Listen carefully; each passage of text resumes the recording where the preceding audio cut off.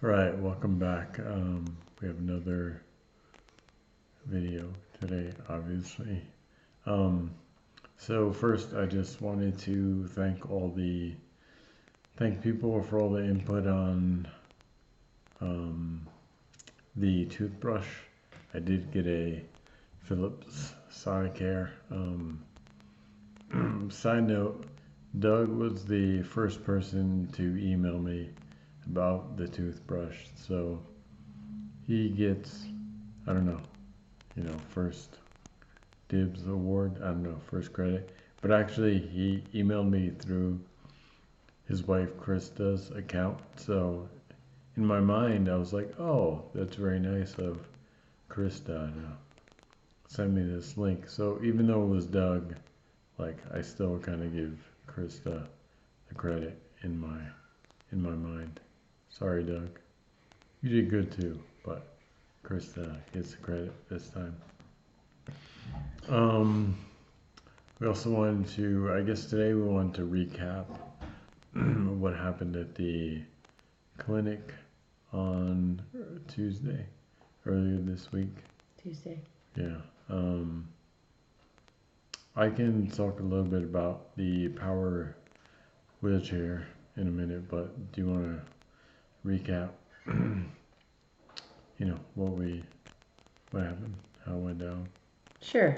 I have a sinus infection, so anyway, we showed up. We were a little bit late, but the time got changed on us, and they gave James a power wheelchair when we got in, which was great because then he could kind of scoot around.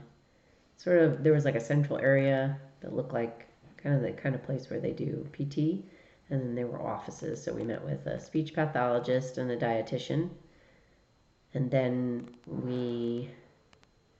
oh my goodness, who did we meet with after that? Wasn't the pulmonary guy?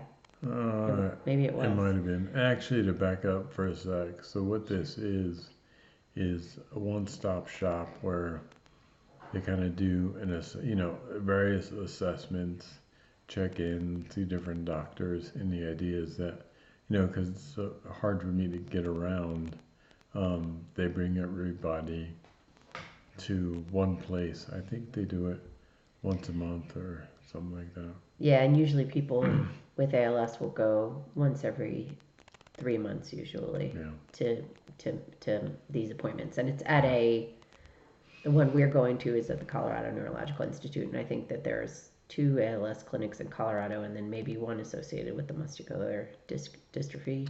Right. But this is the one that the ALS Association cooperates with. So there were the head care coordinator and the one of her deputies, who's the woman who's we haven't yet had the house evaluation. That's actually happening on Monday now. She had to cancel and reschedule. Yeah. So in any event, they're the ones with the lending library. So they brought a transfer wheelchair and an electric scooter that we could borrow to the clinic. So that was nice. And they're also the ones that run the support group that we also went to a couple weeks ago. I don't think we talked about that yet at all either.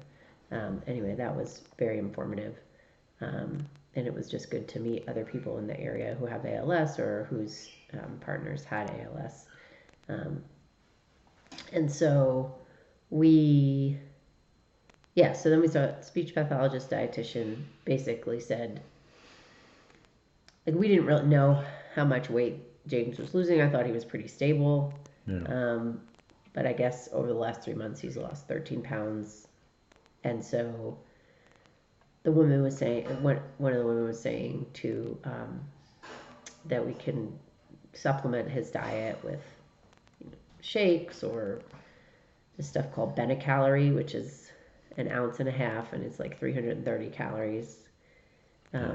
I felt a little defensive because James has been eating really well, and I said that, and I mean, I didn't feel like they were really attacking me, but they're like, here, just put this in his drink, or just pour that right in his food. We love it.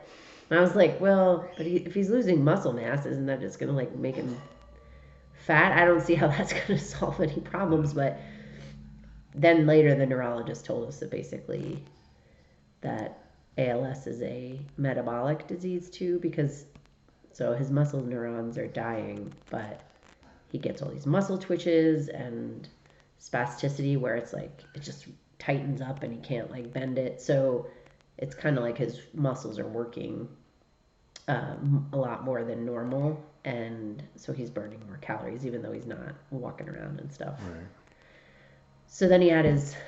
You want me to keep Yeah, going? sure. Okay, so then Yeah. he had his pulmonary function checked, and the guy said a couple times that it was sort of with this more portable meter as opposed to the one that we had at Mayo that was, and that this Yeah. guy uses at the hospital that he works at, Swedish. Yeah. But in any event, so he said it wasn't as accurate, but I don't know how far off accuracy it was. In any event, we didn't bring our numbers from Mayo with us, but at Mayo they didn't seem concerned at all, and here they didn't seem concerned, but the doctor was like, well, it's getting, you might want to start talk about certain interventions, like feeding tubes that you can have put in, and you don't want their lung capacity to be too low when you do that, and Yeah, it's just a matter of like, you want to do some of those things while I'm healthier and stronger, as opposed to, yeah, my lung capacity being lower. so in any event, they had a much lower reading this time, and I don't know why that was. It could have been because of the thing, or so it could have been because it was the portable meter. He's still doing okay. The nurse actually said like this volume of air coming out of your lungs is of no concern. It was like 3 times the amount that she gets concerned about. Right. But the doctor did say, you might want to start talking about. You need to start talking about, what kind of interventions you want done. As a result of that test, we talked to a social worker. She was awesome. She's like the best social worker we've talked to. She was sort of like cross between general care, plan of care, advice giver, and therapist ish. So she just asked like what our support network is, and gave us a printout on the elder law handbook for Colorado, and about living wills and that kind of thing. So we are working on some of that stuff, but we're sort of thinking now that we might want to get an elder lawyer, or at least I'm considering that. We have a name from my dad who used to be in that field and in New York, but in any event, the name's for somebody here. So we got to look into that, and so she was great. Yep. And then pulmonary nurse, right? Oh, right. And then we saw this really specialized nurse who does. So the other guy did the pulmonary test, and she actually is the one who evaluates the function, and she addressed a bunch of questions that we had and some other issues, and then we saw the neurologist again, who was the guy who diagnosed James in the first place. So he's the director of this clinic. Then we got to talk to the care coordinator from the ALS Association who works with us here, and then the woman who, I guess she doesn't direct the clinic, but I don't know I can't remember what her position is, but she kind of oversees the running of the clinic, all the people getting together and the scheduling and all that stuff. And she does a lot of kind of brainstorming about how to help people and families that are living with this disease. So when we walked in, and she was the one who got James in the power chair, and she was really excited that James was fine with getting in the power chair, because I guess some people are like, no, I'm not. I'm never giving that up. I'm never getting in a power chair, and then they fall and they hurt them. And James isn't like that, as everybody you all know. Well, I mean, he's just open to. Yeah, I do like independence, but actually being in a power chair is going to give me more of that, Yeah. We've been out a couple times since we've had the scooter, and he was kind of getting homebound for a little bit there. Yeah. But I was going to say one other thing about that. Okay, is that okay? Yeah. Okay. Just that, that lady who put him in the chair, she was like, okay, we've got a plan to work with your house. He'll have his wheelchair upstairs. There'll be a loaner wheelchair for outside, and, we'll get a stair glide to lift him up the steps. And I was like, wonderful. It was just how can we work with what we have so that we don't have to like move to actually have it work. It's not like Yeah. that's off the table, but just the idea of like moving right now is no way. Yeah, It's I just mean, like too at much. very least, it gives us options, right? Gives us outs to make this, setup work. Yeah. So I forgot what I was gonna say about this chair, but I don't know. It was Sorry. pretty cool. Um, yeah, it's pretty straightforward to The cough use. assist thing too. You wanna? Yeah, not really. No. It's whatever. Maybe if we get it in, There were a couple talk about. reps there for different machines that can Yeah, that help you with can. breathing or respiratory stuff. Um, yeah.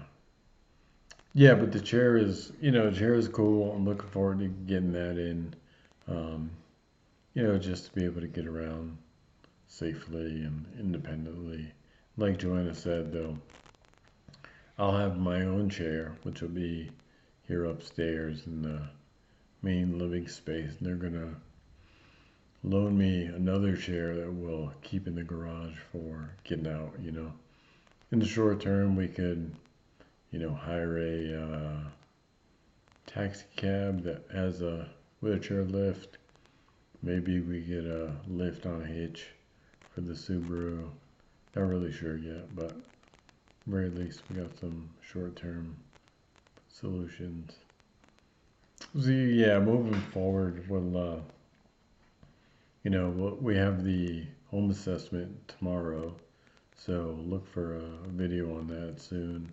And then I think that'll help us wrap our head around, a chair glide. Do we build ramps? What are the options for getting around? And also, we're also having a consultation with the palliative care um, group Right. Is in that tomorrow? town. It is tomorrow Yeah. too. Yeah. In any event, that might not be where the direction to go now, and part of the home consultation will help us sort of understand, which parts of his care are going to be covered by insurance, which is private money, which is, Yeah, it's going a lot to donations. navigate. Yeah. But we've signed up for like the grant from ALS for respite care. We're going to talk to the palliative care people. The doctor prescribed him OT and PT in the house, Yeah, and that's in a big one. addition, Yeah. some help, which apparently you can get when you're on OT and PT. You can get some home help for showering and getting dressed and stuff like that when you for the duration of your PT and OT.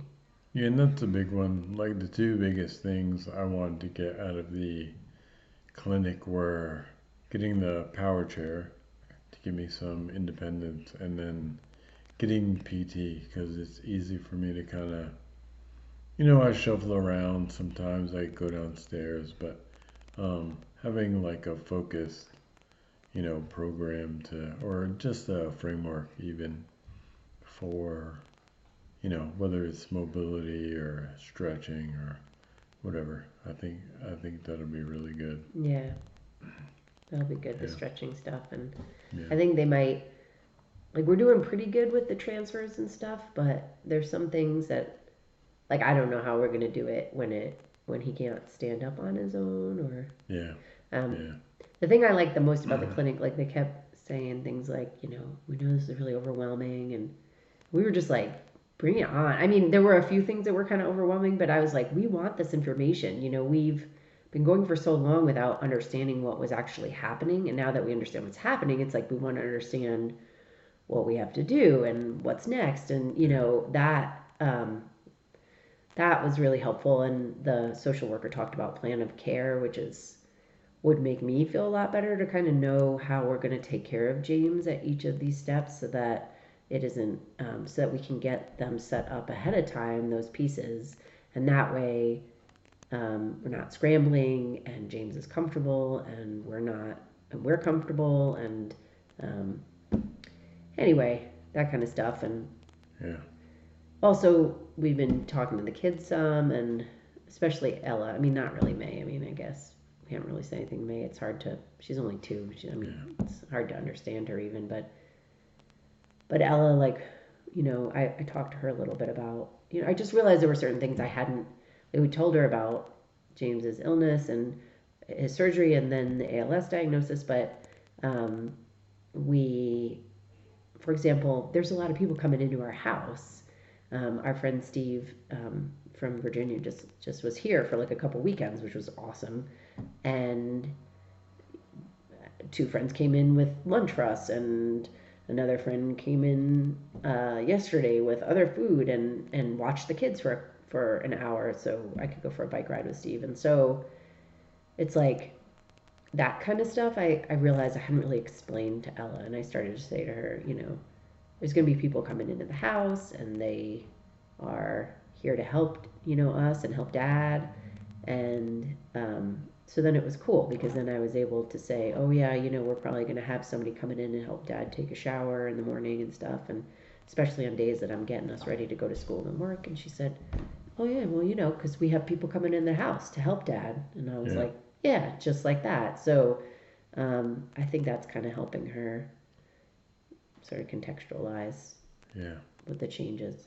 So to back up a little bit, like when we were at the clinic and everybody was saying, I know it's a lot to take in and it's overwhelming.